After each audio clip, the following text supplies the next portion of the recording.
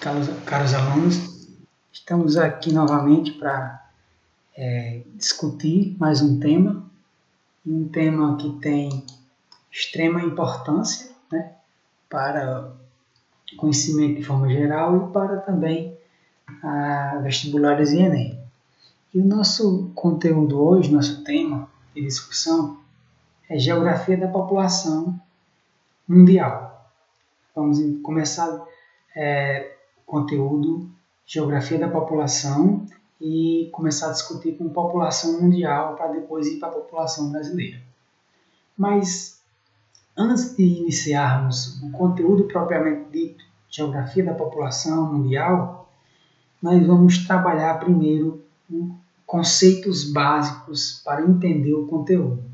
Não é possível ou fica muito difícil de entender o conteúdo sem entender os conceitos básicos, ok? Então hoje vamos falar principalmente dos conceitos básicos. Quais são os principais conceitos demográficos que é importante saber para entender esse conteúdo? O primeiro deles é o conceito de população absoluta. População absoluta, certo? Acredito que já tenham ouvido falar desse termo, população absoluta. Pode não ter ouvido falar usando essa linguagem propriamente de população absoluta, mas de alguma forma já tem ouvido falar. Quando, por exemplo, se fala a população do Brasil estimada em 2020 em 208.300.000, enfim. Ele está falando de população absoluta. Você fala população de Assaré de forma geral, estou falando de população absoluta. População de Tarrafas de forma geral, eu estou falando de população absoluta, ok? Então, população absoluta nada mais é do que o número total de habitantes de um determinado local. Então, o número total de habitantes de um município, de uma cidade, de um distrito, de um estado, de um país. Beleza? Aí, como exemplo, eu trouxe o exemplo do município de Tarrafas, que tem uma população absoluta de 8.910 habitantes. Lembrando que esse dado, 8.910 habitantes, é um dado do censo de 2010, que está ultrapassado já. Vamos para o próximo censo, que é 2020, de 2010 esse censo, e de acordo com estimativas, essa população ela não cresceu, ela reduziu, beleza? Então, reduziu em torno de 500 habitantes. Então, a população absoluta de Tarrafas é o número total de habitantes de Tarrafas, ok? Aí, tem outro conceito que é extremamente ligado a essa questão de população de um município, de um país, que é o conceito de população relativa. Se população absoluta é o número total de habitantes de um espaço, de um território, de um local, população relativa vai ser o quê? É um conceito usado para definir a densidade demográfica de um lugar, de um país, de um estado. População relativa é a relação entre o total de habitantes, ou seja, a população absoluta, e a área territorial. Então, a densidade demográfica vai ser dada em pessoas por quilômetros quadrados. Então, essa população relativa é a relação entre a população absoluta e a área territorial. Quantas pessoas estão distribuídas por quilômetro quadrado no território de Tarrafas, por exemplo. Já como eu citei a exemplo. Então, veja só, como é que a gente faz o conceito de população relativa?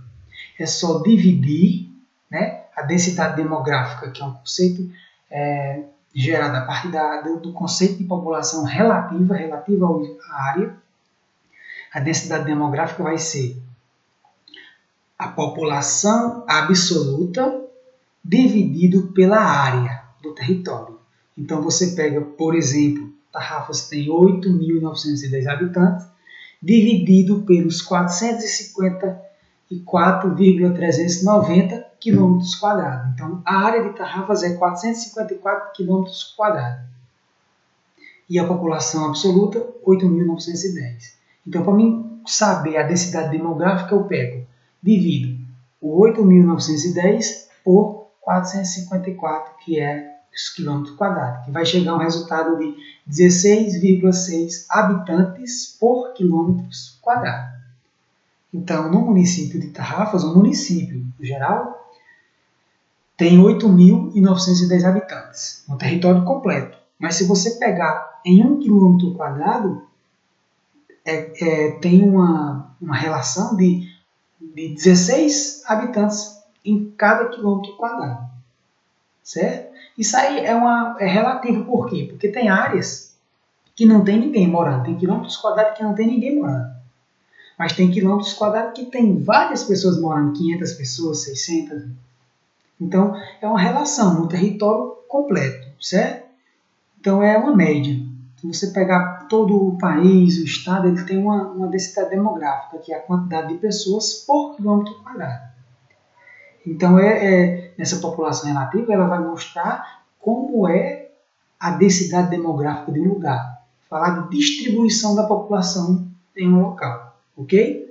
Então, esse é um dos conceitos bem importantes da demografia, que é a densidade demográfica. Sempre vai ser tratado esse conceito quando falar de população de um determinado local. Então, geralmente, municípios que têm um território muito grande, né, tendem a ter uma densidade demográfica baixa. E, em contrapartida, a população absoluta também.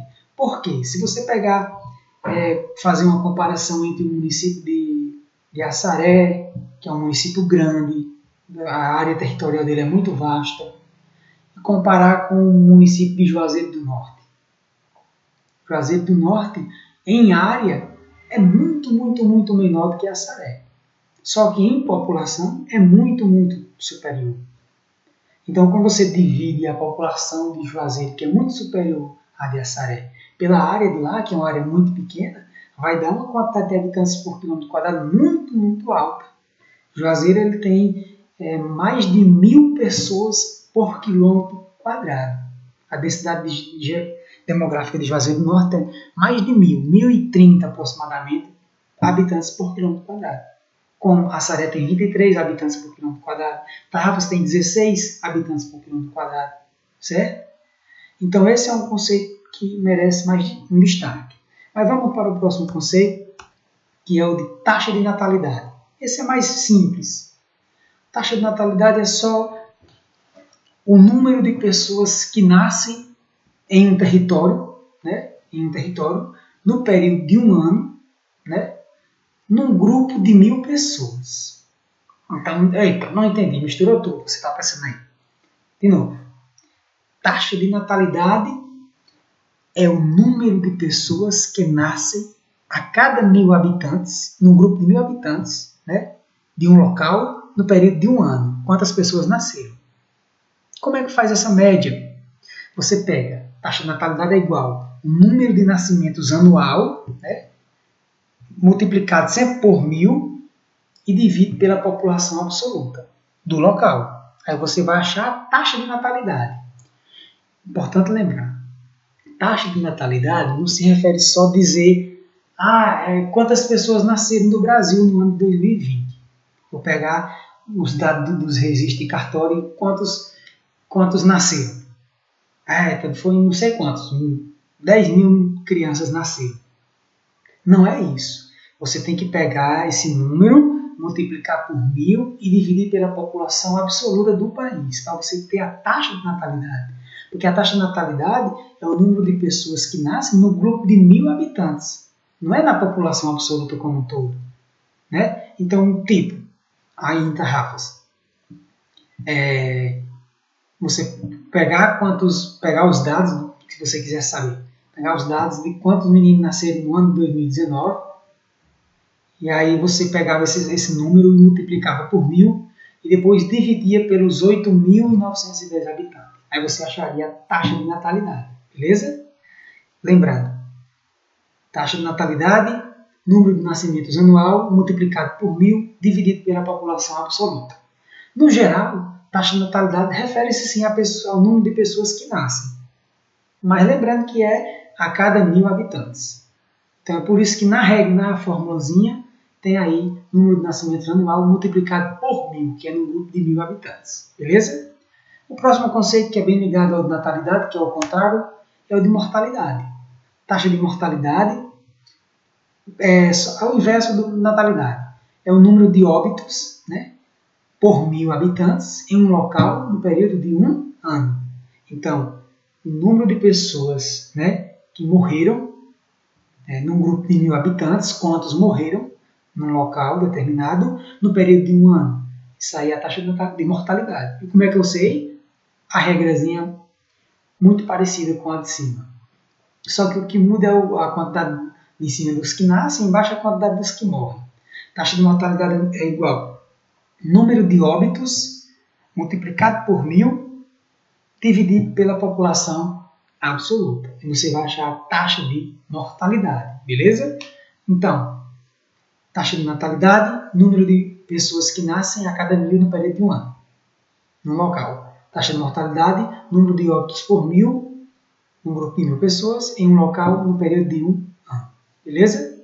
O próximo conceito é o de crescimento vegetativo. O que é crescimento vegetativo? É só você pegar crescimento vegetativo é igual taxa de natalidade menos taxa de mortalidade. Você vai ter o crescimento vegetativo. Então, se tu pegar o crescimento vegetativo é igual a quantidade de pessoas que nasceram e subtrair a quantidade de pessoas que morreram. Lembrando que eu não vou trabalhar com quantidade, mas sim com taxa. Então, é preciso você pegar a taxa de natalidade menos a taxa de mortalidade. Beleza? Então, digamos que a taxa de natalidade seja 10 por 1000. 10 é muito baixo, vamos colocar aí 50 por 1000, taxa de natalidade. Aí a taxa de mortalidade seja 20 a cada 1000. Então, tu pega 50 menos 20, 30. 30 vai ser o crescimento vegetativo. Crescimento vegetativo significa crescimento natural. A diferença entre os que morrem e os que nascem. Se morreu mais do que nasceu, não vai ter crescimento vegetativo, né? Vai ter um decréscimo. Mas se nasceu mais do que o que morreu, vai ter crescimento vegetativo, beleza? Agora, vamos falar da taxa de fecundidade. O que é taxa de fecundidade? Nada mais é do que o número médio de filhos por mulher. Então, lembrando, é o número médio de filhos por mulher. Porque você pegar qual é a taxa de fecundidade do Brasil? Nos dias atuais é uma média de 2,5. Vamos arredondar para 2, é uma média de 2 filhos por mulher. Uma média geral. Você sabe que tem mulheres no Brasil que tem 5, que tem 6 e tem mulheres que não tem nenhum. Então, é o número médio de filhos por mulher. Então, essa taxa de fecundidade ela já foi muito alta. Né? O Brasil já teve uma taxa de fecundidade de 6, né? 6 filhos por mulher. Aí foi caindo ao longo dos anos, N fatores que nós vamos falar mais na frente. E hoje a gente está com a taxa menos de 3 filhos por mulher. Beleza? E outro conceito ligado ao crescimento vegetativo, que é o crescimento populacional.